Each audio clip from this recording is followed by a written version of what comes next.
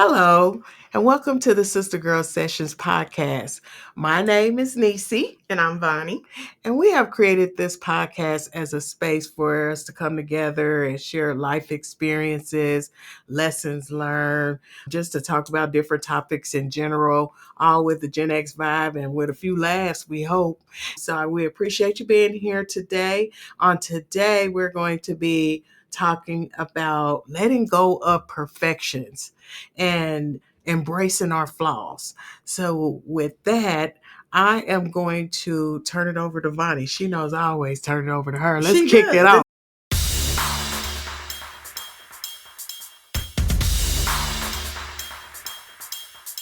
It's always that pressure. Well, when I think about that question or pose it to myself, I always, okay, I'm going to start with the astrology kind of thing that people have as a philosophy. I'm a Virgo, Yes. right? And so what I've always heard or people tell you that like Virgos are perfectionists. Yes. And you kind of have this really high expectation about yourself and then of other people too. So at first, throughout my life, especially early in my life, I carried that around quite a bit. Even in my 20s and even as a kid, I would carry that around. And I resonated with it when people would say that to me because I do have high expectations of myself and others because you can disappoint And it me. was related to being a Virgo? I did. Mom used to, maybe Mama did. I don't know what the relation, superstitions and astrology. Yeah. And then it was like as I grew up, it kind of got validated because people kept saying it. And so like I felt justified for being that way. Like, yeah, I'm supposed to. I'm a Virgo. I'm a Virgo. That's what I do. Yes. You know.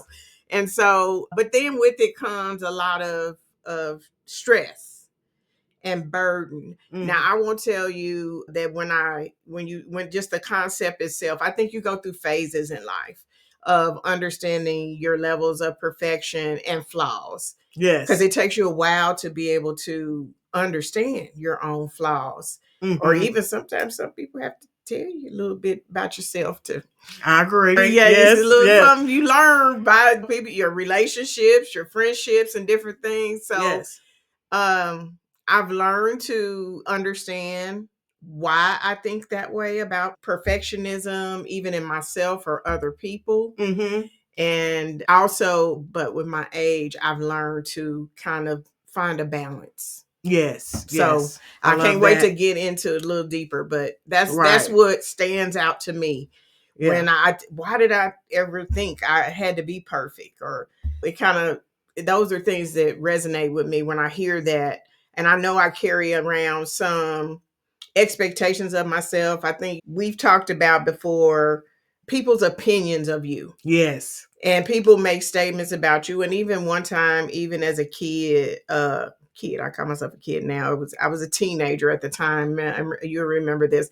One time, Daddy was fussing at me about something, called me a dummy. Yes. That carried something with me, probably still do to this very day. Yeah. But it's like, who says certain things to you that you can also have this level of expectation about yourself. So in that example, I tell you, I carry even some of my thoughts about perfectionism, attitudes about myself, and where I was going to prove him wrong. I'm not dumb. I know. And so I kind of elevated my thought process and things that I wanted to achieve to prove other people wrong. But at the same time, I was creating all this extra burden on myself. Yes. Oh boy.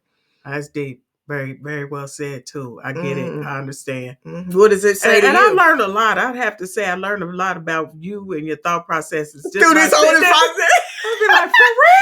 We know each other our whole lives, y'all. So we don't know life without each other. So when she learned, she like, dang, honey, this is deep. Tell me more. You know?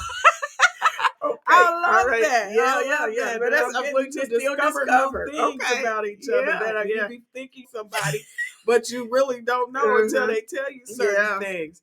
And for me, when I think about the burdens that I put on myself with perfection, we talked about having this podcast and having this as a topic. Yeah. And I was kind of asking myself some questions like, where do you struggle with that at? Where did it stem from?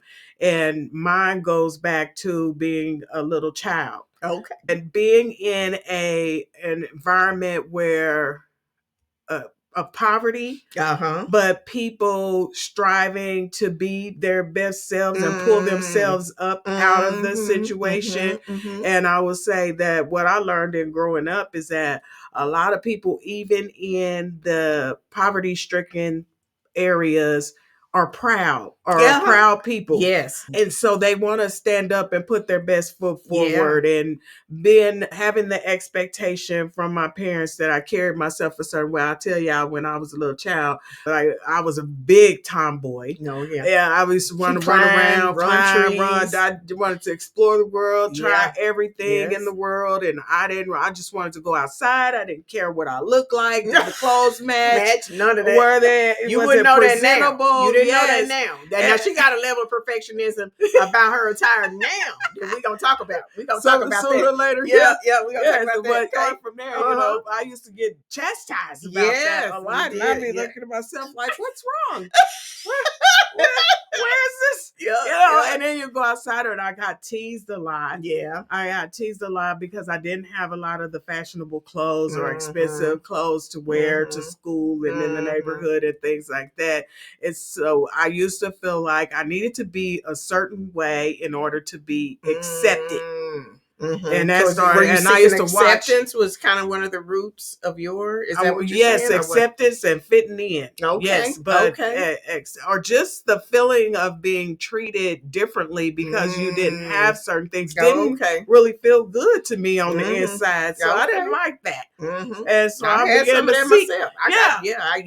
It shows up in ways that exactly we can talk about. We can talk about it because as when you were growing up, and it's like, man, just because I don't have all the name brand things, or we've talked about before, our hair was really thick and really long, but it was cool. It wasn't like super matted. If anybody knows African hair, but we have American hair. It was thick and it was healthy, and my mom, she didn't really know how to comb hair all that great, and we were tender-headed. I was super tender-headed. I'm still tender-headed to this day. I barely have hair, and I could be like, ow. So you know, and we used to get teased about our hair. They used to say we had dookie braids and stuff because our ponytails were real thick. But you come to later find out a lot of those people that were jealous. Us, yes, they were jealous of us. Yeah, but we didn't receive it that way. It was hard. It was humiliating. We cried. We did all that. Yes. I remember it together. Yes. And we even had some cousins and people who came and helped us with some of these people. Bullies back in the day. Yeah. They took care of them. Tony and Sonny and Gina and them. Yeah. They protected us. Helped us along our way, especially when we got into the projects, as we would say. And them kids down there were ruthless. Yeah. So we thank God we had big cousins and family members. Y'all, if anybody watches this, thank y'all for looking out for us. Y'all helped us along our way. All of them, big cousins, love them. Thankful to have family here in Kansas City. So that's where mine stemmed from. It's like trying to understand what's expected. What should I be doing? And as I watched and looked, and I used to watch and see, well, what was different from me than others? And I don't know if that's where I got my desire for fashion. I love fashion. I love clothes. If I could shop till I drop, I probably would, because I just enjoy it and putting different looks together. Because as a child, take great pride in that. See, I just buy stuff. Bernice be like, well, no, you gotta have this flow. This is not flowing. But as a little child, I started to watch people and how they were, and put it together. And people that I liked that the way. Well, if I did have it, I'd probably get something like this or different things like that. But where would you describe that as about perfectionism though, in your day to day though? So do you carry some of that pain, hurt, some of the observations and lack that you kind of just described that cause you? So do you carry it around as a way of trying to validate yourself? And it's kind of a form of perfectionism? It's one of my flaws that I'm still working on. Okay. I am making progress because right. when at some point when I finally got financially stable enough, because I had experienced so much lack and things like that, when I was able, then I wanted to go out and buy all the name brand stuff. I needed the Nike, I needed the Puma. Now it's like, I really don't care about all that, and I understand that they a lot of times some of the label things do have more quality, and I respect that. I will respect the brand, but the right at brands, the same time, trying to put something on just to say, hey, I gotta have this label on the cross of my chest to say I got something. I'm not way past that, so I'm healing. But at the same time, I do feel that I carry some of that with me because of what I experienced growing up, and desiring to fit in and be, I guess, accepted, or validating that, yes, I'm just like everybody else. I'm no different, because I used to feel different as a child. A lot of things that I deal with stem from childhood. Most of our stuff, most of things we deal with in life, I believe, are usually stem from experiences or traumas or really memorable moments in your life. And parents.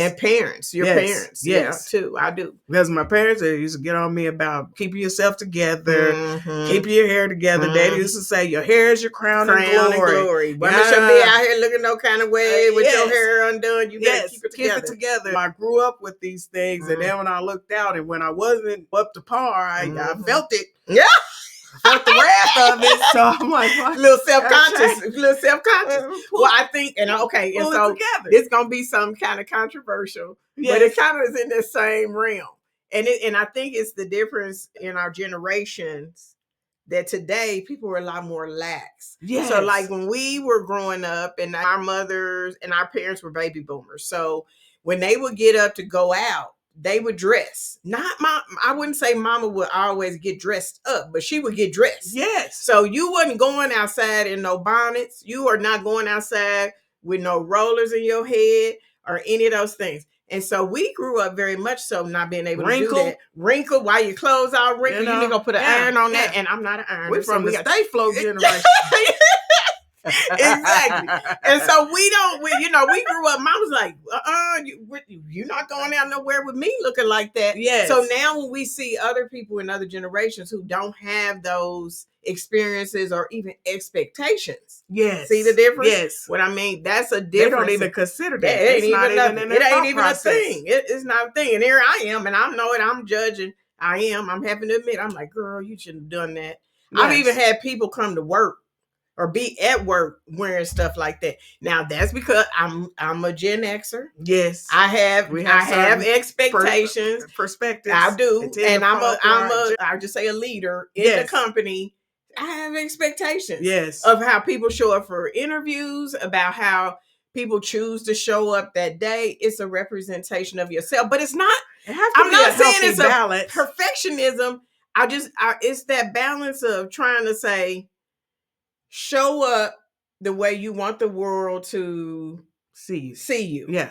But is that kind of me throwing my stuff on other people? I'm just asking. I think it might be. I can't say that. That's one of my flaws. I know. That's what I'm recognizing. What I'm just saying. You doing? Like, I'm judging. I'm judging. My grandkids, they come around with some little chip polish or some and stuff. Now I'm like, what are we doing over here? What? Get some polish remover quick. Ankles rusty. Yeah. You need some lotion. Yes. I care about these things, and now I'm projecting it onto the kids. Yep. You got your rusty ankles and all these other things. You got to take care of that. Me, but I feel like I'm participating in it too. Now that we're having this conversation, you got to know. Wow. So, but it's all of those things. That's what you said. It comes from your childhood. What was the expectations of you? I think as I entered the business world, I had that too. I still carry sometimes. Is it like if I have a report or a presentation or something that I have due, I will work that thing and keep working it and keep working it until rewording I was like, things over. I need some more graphics. Or I have a hard time letting it go. And I think it has a lot to do with saying, is it enough? and dealing with the fact that it is enough and it doesn't have to be perfect. So because if you go into it, and you usually do it because you want to impress people, or it's a really important message you want to get across, that you don't want anybody to be confused or misunderstanding what you're trying to achieve. So you put your heart and soul in it. I just have a hard time letting it go and be and do it. I've gotten better with it, but for years in my professional career, it was very, very difficult for me to let go of projects or documents or reports and different things. I can understand that. I'm the same way. Well, like if I'm doing a PowerPoint, I would be on it forever trying to make sure everything's lined you up. Doing lines and like is it paragraph marks, spaces, right? Yeah, this one's a little higher than this one. That's font size. Yeah, font size is off and the coloring's off. It can't look sloppy. Yeah, so I definitely get that. Yeah. So we're still in the midst of it. We have growth left to do, but that kind of takes me to one of my sayings that I like to say is that I'm perfectly imperfect. Yes.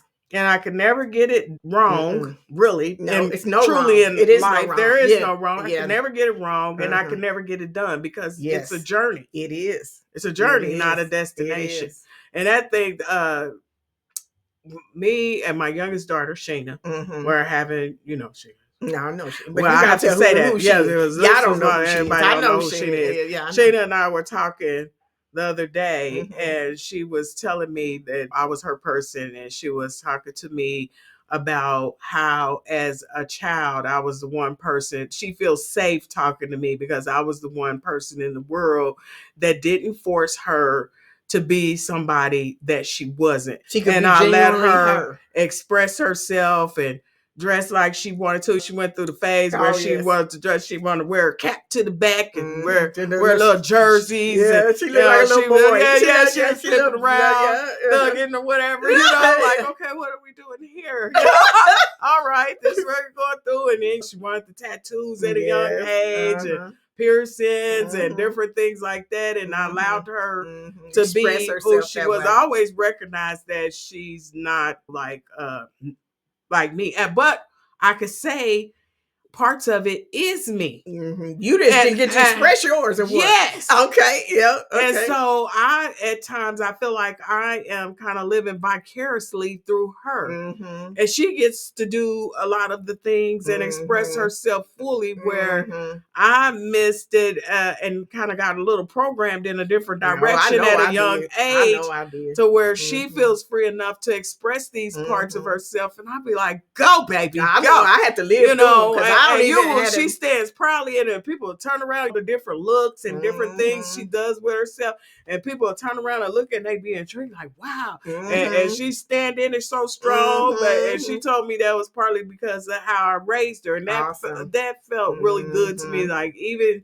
if I felt as though I had to be fit within some societal norms, that I was able to give my kids that expression, a space to be themselves. As I have one child that won't play. Like when she was a young child, she didn't play. She'd sit there like, hello. She was the little prim proper. Yes, and I couldn't, I used to try to offer her, like, well, she don't want to play. She might have a dial or two, but she wasn't doing no tomboy stuff. You better not mess up her clothes. Yeah, she might get up and dance or something, but she was not. She was not running around here like, go play. Yeah, she'll go outside and sit down. I'm outside playing.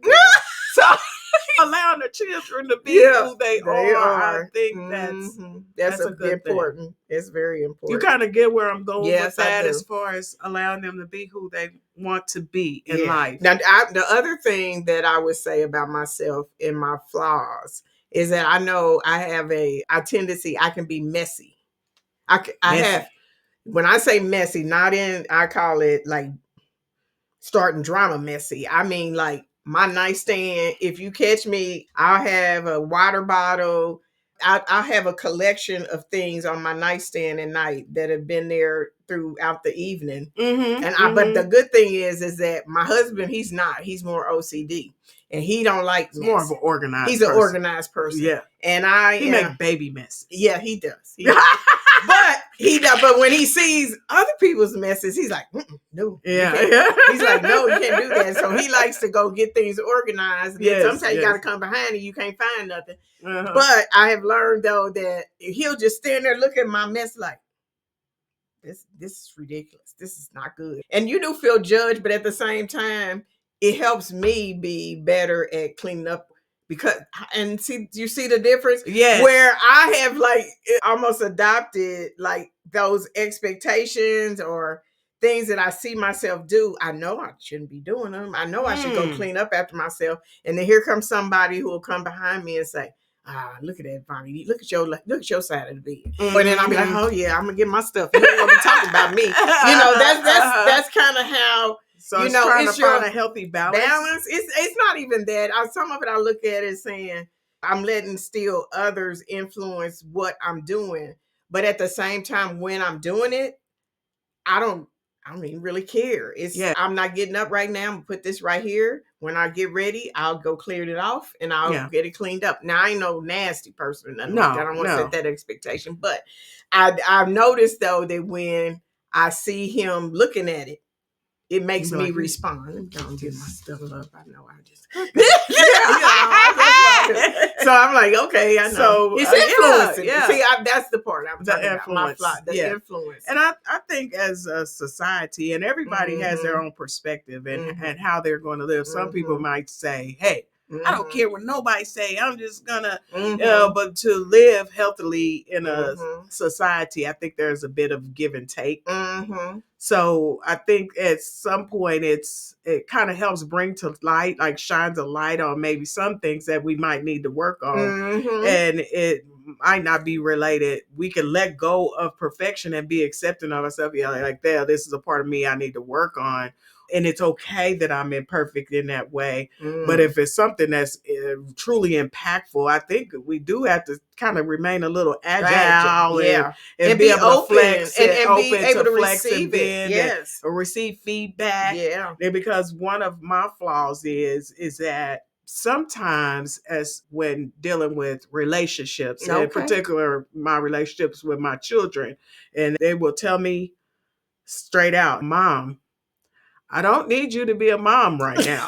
I just want you to listen and be my friend. And that's one of my flaws where I will always like jump into active mode. What we gonna do? Here's what I'm gonna fix it. Okay, well, we can look this up. We can go on this website. And then, so this is where we can go. We could call these people or we can do this. No, mama, pause. Stop. I just needed a friend to hear me out on where I'm at. I don't need you to fix it all the time. And so, and it's a little humbling. And you're like, well, I'm just trying to help you fix this. And it's a little humbling, but I have to receive it. And it helps me grow and develop and evolve. And then when I find myself doing it, I've been trying to practice the pause. Or if I find myself jumping into that sometimes, I might be like, okay, I know I'm going there. I know y'all told me something. I'll acknowledge it. Y'all tell me all the time. I got my mama bear hat on. They probably just want me to listen. I'm going to zip it and listen. Okay. Some things, I just had that experience today with my daughter, Jackie, where she was just calling to vent. Yes. But she was taking an action that I couldn't not be mama. Does that make sense? Well, yeah. So there has to be a healthy balance. I could not be mama. I was like, okay, now I'll let you get that out. Now this is, I'm putting my mama hat on. This is why I believe you have to do this. Let's take a bigger look at this. I'm gonna give you a different perspective. So that's why I called you mama, because I needed you to tell me. And sometimes before I went too far, I was like, thank you. I'm glad you trust my judgment in that respect. But that's the balance. Yes. That sometimes you gotta let them say it and do or whatever. But then when you hear them see them going wrong, sometimes that's a part of the mama hat. I'm like, that's my role. Then I find that sometimes I feel like that's one of my flaws. Over time, they might come back years later and tell me, Mom, I heard you. And you're always right. I hate when you right all the time. Right? I'm like, I'm not right all the time. I'm a seriously flawed individual. But don't we all have that with our parents where they gave us guidance? And we didn't receive it well because you weren't in the space where you were ready to hear it. But later, you're like, man, she was so right. And I couldn't hear at that time. And so sometimes it goes well, sometimes it doesn't. But like you said, trying to find a healthy balance. But I do have to respect them as adults, because as your kids get grown, no, it's a different relationship. Shift, so different. That's one of my big imperfections. Yeah. Well, let me ask you this. Okay. I'm going to shift for a moment. I had a note here. Let's see. Can you tell me about a moment where you interview, being vulnerable strengthened your relationship with someone? Vulnerable and opening up and divulging, maybe. I do it a lot. I do it a lot. I do it at work. Because to me, as a leader, manager, whatever title you want to give someone, it is very difficult for people, because I mean, you can have a title, something, and people have this perception. Your name or title can influence people about you, or have perceptions about what you are, even how you should carry yourself, right?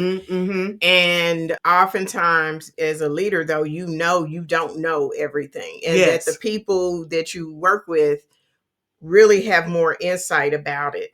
And that's where oftentimes, especially at work, I don't understand. I don't know what is the best thing to do here, and I need your help. And I just kind of put it out there. And I think it's depending on the audience or how it's received. Most times I get great response, feedback, because I feel like you have to be vulnerable in a situation like that at the workplace. Another example I would give is even in my marriage, been married, it'll be 35 years this year. We have to have, I call it, moments where sometimes we lifing and doing different things, and then sometimes, kind of to your point you just made about things that have happened maybe a while ago, that you have to have sometimes a moment where you can have that opportunity to say how something made you feel, how you received or saw a situation. It could have happened weeks ago or months ago, but it was just the right moment for you to be able to articulate it, because you got the courage, or you had something relatable that you could go speak to. So I find myself doing it in my marriage that way, but I have to have the right timing on that. And it's the same for work, but those are two things that stand out for me about how I try to look at, I'm okay being vulnerable, or people now. And I think it's come with age for me, though. I used to function in life, I had to carry a certain persona or something, and it felt fake. I just have to say, it just wasn't genuinely me. And once I let that go, I feel like I can be genuine. I can relate to people better. My team or people I work with are more responsive to me. My family is more responsive to me. I just kind of, and I feel like a lot of it came with my age. That my own maturity about what I didn't care as much about what people thought. It was really more about what we hope to achieve.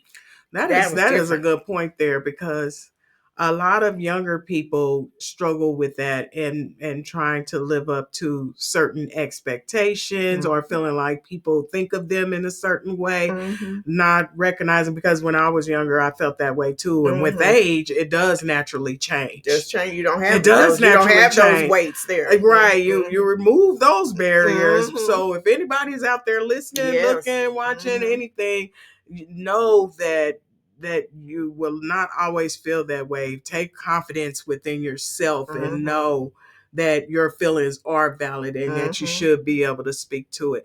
Now, I will even say, at my age, my big old age, I still experience a little apprehension sometimes when it comes to, I will speak to it, but I do experience a little apprehension sometimes when it comes to having to speak about my true feelings. And I will hold it sometimes. And in every scenario, I won't.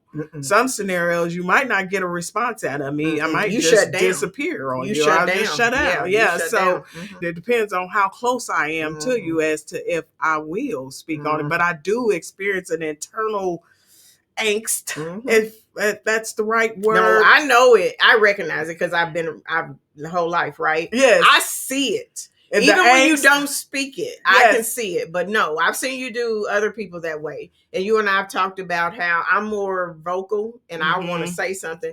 You don't do that always. I don't. You like, I ain't got to talk to you about this. This what happened. This what you did. I can show you better than I can tell you. Exactly. That's your attitude. That's what you do. And I was like, and I'm here to tell you what you did. So, but that's you. It's me. It's a different personality. It's just a different approach. And so when I do have to, I mean, it's a conscious thing for me to come forward and speak to certain things.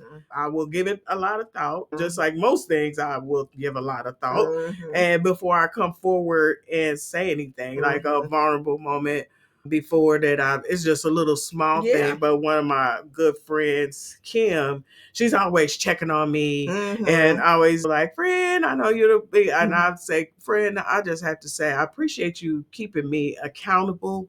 And I'm not always the greatest friend. I'm not always calling you or checking on you either. I get caught up in my own life and I don't stay connected. But please know that my heart is always there. I love you. I got a couple of friends like that. And I have to talk to them about it because I know that's one of my flaws. And I need to work on. Yeah, me too. Staying connected. And it's so important. And she was like, girl, I don't be worried about it. We all grow. We all live. You know, I can't be so. And I appreciate that. But that strengthens our bond and our relationship to where she understands me and receives.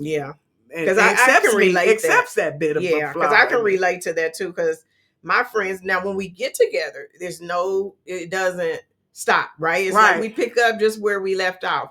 But I don't feel like that, to me, is one of my flaws too, that I don't feel like I stay connected. As I should. And you have a desire I to. do. And you I think about them and I don't act or I don't do anything. I don't set up anything. But I love them. I think about them. I do.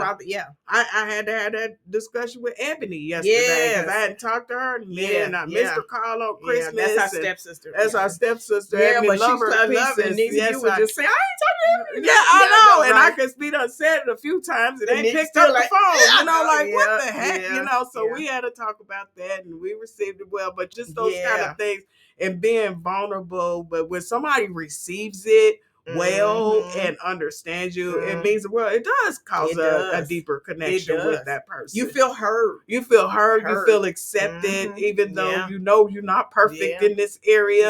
And so you're like, well, okay. And accepted that they understand that that piece of me. Yes. That means a lot to me. That's beautiful. Yes. That's beautiful. So, well, this has been really insightful and a good dialogue, but it's still a work in progress is what I take away from this whole conversation. Exactly. We are all still learning how to navigate life, relationships, and how we choose to respond and what formats we choose to respond to people. I get from our conversation here that I call it no right or wrong way to approach it. It just really isn't.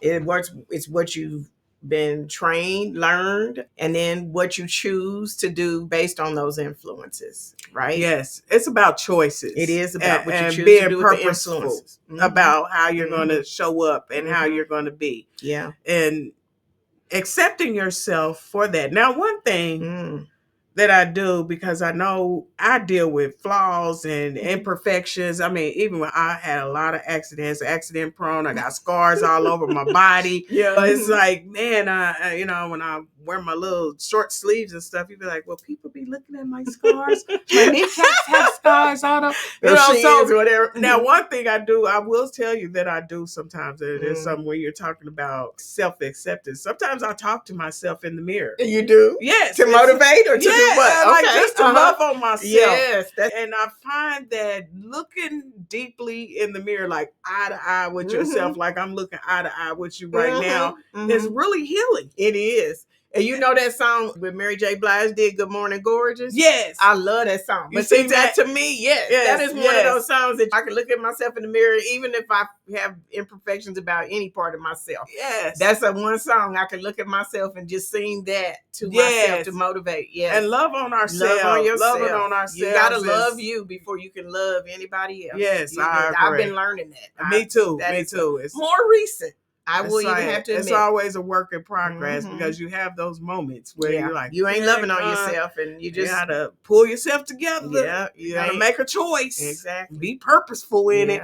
Yeah, but you know what mine is. Oh yes, brand new.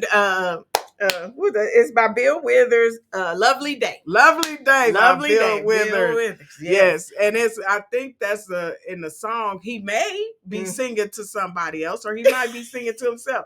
But I will sing to myself. I'd be like, when I look at you. And the world's all right with me. Yeah. I love to sing that on a sunny day. You might know because it'll be blasted through the house. Yeah, she blasted. She sure do. Yes, so loving on yourself. Yes, that's a huge part of it. And anything about like your personal, do you care to share with anybody things like about your, some people say like I have flaws with my person, like my nose, my ears, anything like that you feel like is a flaw? As we talk about flaws or different things, I just want us to be open and say, what would you say? This is like, why you going there? Y'all start blinking at me. So what is you asking me? You know. Well, my scars is one of my things that I really have a thing with. You know, I'll show them I had an oven door closed on me one time when I was taking some garlic bread out. The oven was really hot and I got really burnt up. I should have went to the hospital, but I didn't. That's one of a couple of mini scars. Then I would say just being fit. You know, I want to be fit. I got some work to do, but my boobies, I feel like I need a mommy lift or something. I don't know. You know, if we gonna be like vulnerable. So I'm single, but if I get together with somebody, I'm not feeling the most confident. If you know, if I broke out, was like, like your younger years. Yeah, I feel you. Yes, I feel you. So as far as physicality, with my person, but I go back and forth with my hair. Okay. One minute I love my hair short, and then the next minute I want some braids. You know, I'm like, I want to do something different. I want to be able to change something different, but it's not like I feel like that's an imperfection. It's just things like that I like to change. But overall, now, right, as a woman, we can go back and forth how we do our hair. Now, when I was a child, I used to have big issues like with my hair and my nose, like and my eyes. People used to, I don't even know, I can't say what they what used to call it. What was wrong with your eyes? They used to say I had like Chinese eyes. It was a saying that I don't think you can really say anymore. It's not politically correct. Not okay to say. But they used to call me that, and then they used to call me Miss Piggy. Miss Piggy from the Muppets. Yeah, because I have a pug nose. That was one of mine. I've grown to accept. Mine too. Yeah, I have too, because my nose was one of my physical things that I didn't like, and I think it grew from being teased about it. Yes, that came from that. I got teased. And then the other one was my skin complexion. My skin complexion, because I'm a darker skinned person. And if anybody if we show you guys a whole picture of our family, myself, my dad, maybe my brother, he's in the darker complexion, but mom, Niecee, Eva, they're all lighter complexion. And when me and Niecee were growing up, I used to get a lot of ridicule. And they used to say because she was lighter, we looked a lot alike. Y'all we look alike. People ask us, are we twins all the time? Yes.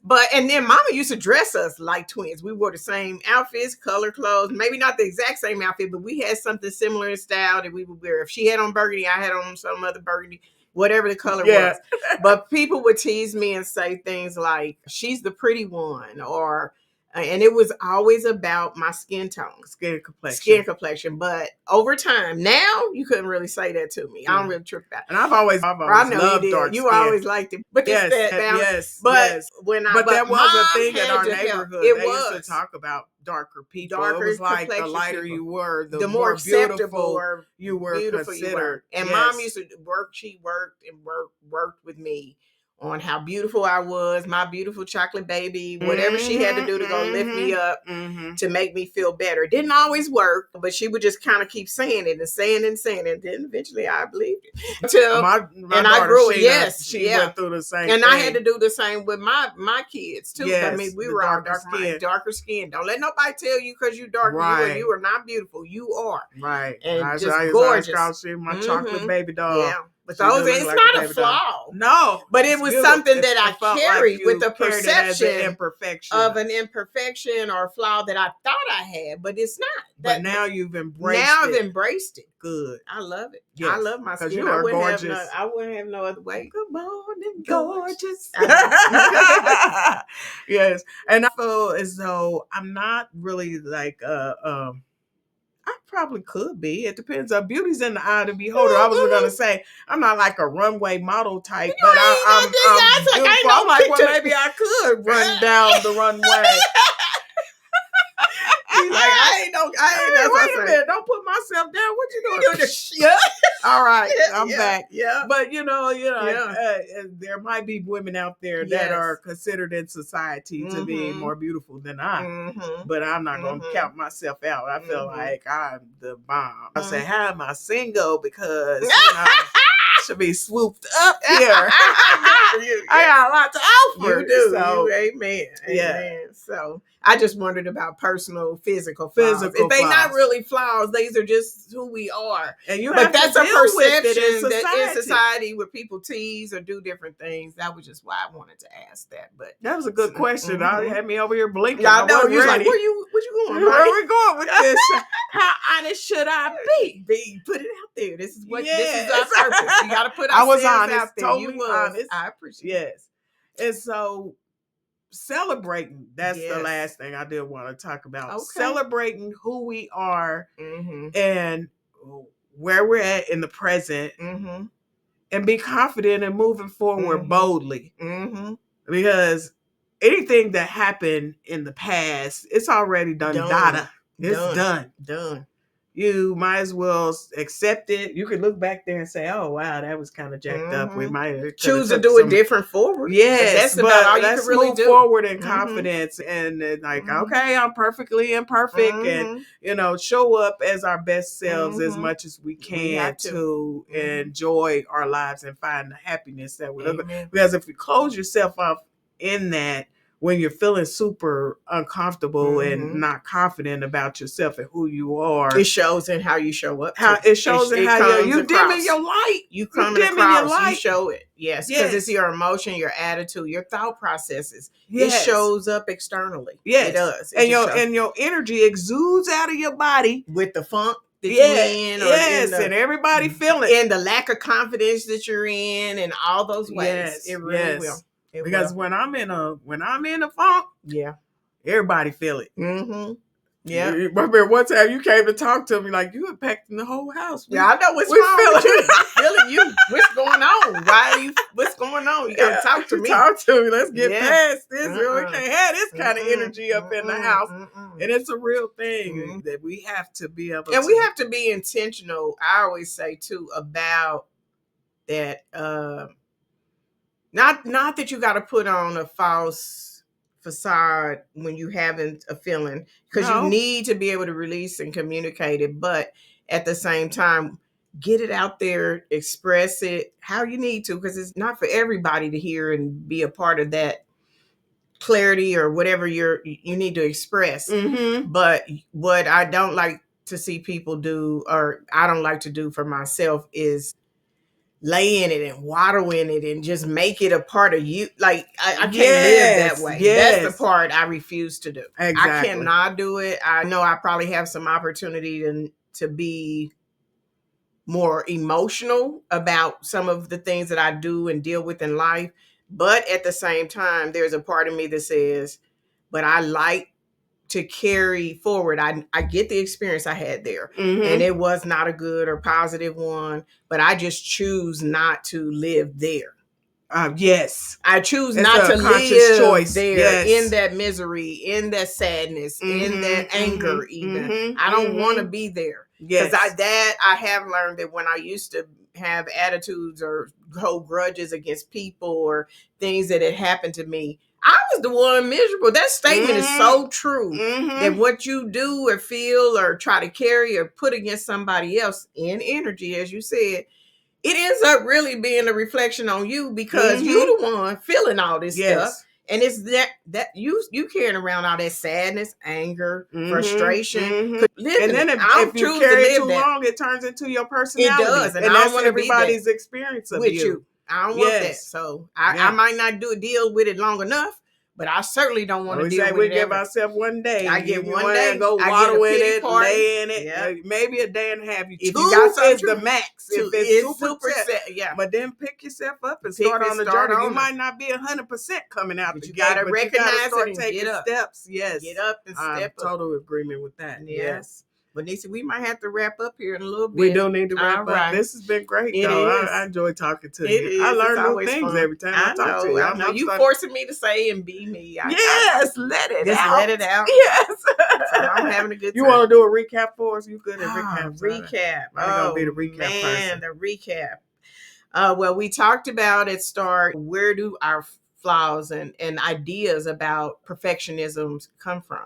Everybody need to ask themselves that. Yeah. Where do we receive those ideas to begin with? What were the foundation of them? Then we know that we carry some of those through our childhood experiences. Yes. And things that we wanted to achieve or see around us, that we kind of made something that we decided we were going to have or be or do or whatever, for be it clothes or different things, attitudes. Also, that as we interact with people professionally or in relationships, how we make ourselves vulnerable or display or communicate in a way not to display weakness, but to just show that you're not perfect. It's okay. And it's really healthy, and it really can be motivating to people around you to know that you're not perfect. In certain settings, it just is. It's I messed that up. I'll be the first one to say, especially at work. I do too. I'll be like, I did too. I told y'all this. I'm gonna have to backpedal on that. This is what it really is. And I messed up. I own it. It's mine. That's and they respect that. They do. People respect that. That accountability is so important. And then, as I think about thoughts about ourselves and our personal physical flaws, where did those come from? Usually people teasing you, doing different things to you. I used to hate my name, believe it or not. You couldn't tell me now that I didn't like my name, Von Zell. Did you remember there was a time I wanted my name changed? Did I know at the time that my name was the same as my mama's middle name? No. Did you know I did not know that? Say. When I was telling my mama, I know I hurt my mama. And now that I look at, I'm sitting there thinking, Voni, you told mama you didn't like your name. Yes. That was her name. That was her name. Yeah. And I wanted that name changed. Now you couldn't. I'm like, what? No, that's my name. I love my name, right? But it's just all those things that I used to call myself. You didn't like her middle name. You didn't like your middle name. But it's just like, but it comes from those experiences. Yes. And that's where we just you learn with age, but at the same time, and I really appreciated your feedback around allowing people to express themselves and them having the opportunity to just be them. Yes. Without those judgments and things, that you're the safe place. I really appreciate you sharing that about Sheena, that you have to provide those venues where people can just be themselves and feel safe and feel heard or seen and not judged. Yeah. And not judged. I think we got a niece here. I got a niece, your grandchild that's here with us right now. She's going through a tough time and come hang out with us. We feel so special when that happens. That's my she ready to take a nap. She's tired. She been tired, couldn't sleep, and now she's in her safe space. So she's rested. She sleep here. Yes, and that's create a good safe space for people to be themselves and to feel safe. Yes. It goes a long way. It does. And so we as people, we're human.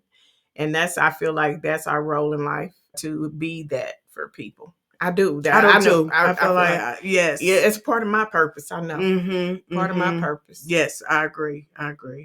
Yeah, we're gonna do a video on that. That is something we have to circle back on purpose, Vermes. What is our purpose? We're gonna talk. That's gonna be our next video. All right. We're gonna do that one next. Just to go on out. That's a teaser. Yeah. Let's talk about purpose in life. All right. Identifying understand and standing in your purpose. You're aligning what is your purpose? With the purpose. What do you believe do it you is? seek it out? What does that mean? All right, yes, we'll do it. Yes, let's do it. Yes. All right, Niecee, close us out. All right. Well, thank you all for we get very professional here. No. Thank you all. Yes. I appreciate everybody listening in, watching, however you're tuning in to us today.